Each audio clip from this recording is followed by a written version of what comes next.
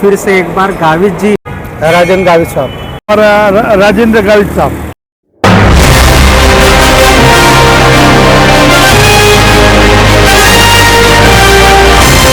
महाराष्ट्र में चुनाव की घोषणा के बाद से ही चारों ओर चहलकदमी का माहौल है।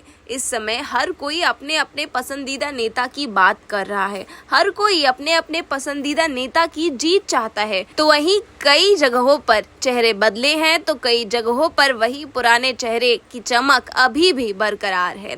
इसी चहलकदमी वाले माहौल में हमने भी सोचा कि जनता से पूछा जाए कि आखिर वो इस बार पालघर में बतौर सांसद किसे देखना चाहते हैं। तो सुनिए जनता ने क्या जवाब क्या है, पानी का, रेलवे का, बहुत काफी अच्छा काम किया। इसे राजेंद्र गावित साहब को हम अच्छी तरह से जानते हैं और हमारा काम के लिए राजेंद्र कभी भी तैयार रहते हैं। हमारा कुछ भी काम रहेगा तो मतलब राजेंद्र गावित ही चाहिए सबको। हाँ, राजेंद्र गावित साहब। जनता की पुकार ये है कि गावित साहब ही चाहिए। गावित साहब, गावित साहब, गावित साहब। राजेंद्र गावित साहब। राजेंद्र गावित साहब क्यों पसंद है? क्योंकि हर सुख दुख में वो सबके काम में आते हैं। उन्होंने रेलवे का स्लेटर बनाया, बारिश में अभी रोड सब बन रहा है, बाकी सब जगह सब और अच्छे काम कर रहे हैं बीजेपी की तरफ से। क्योंकि वो एकदम सीधे हैं, सरल हैं, सबकी सुनते हैं।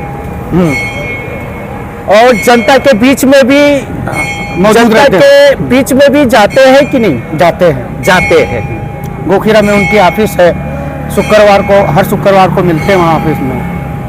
और ऐसा कहना है कि इस साल 2024 का चुनाव टिकट किसको मिलना चाहिए? यहाँ से तो उनको ही मिलना चाहिए, राजेंद्र गावित साहब को। जी देखिए, हम सभी पालघर वासियों की यही भूमिका है कि आने वाले इस चुनाव में फिर से एक बार गावित जी पालघर वासियों की भूमिका है, पालघर वासियों का आवाज है।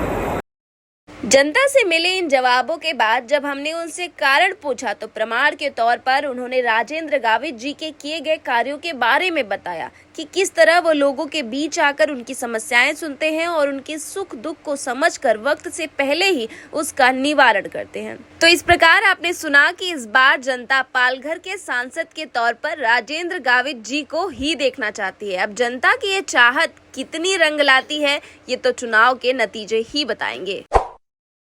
इसी प्रकार की अन्य खबरों को देखने के लिए सब्सक्राइब कीजिए भारत जनपक्ष न्यूज चैनल।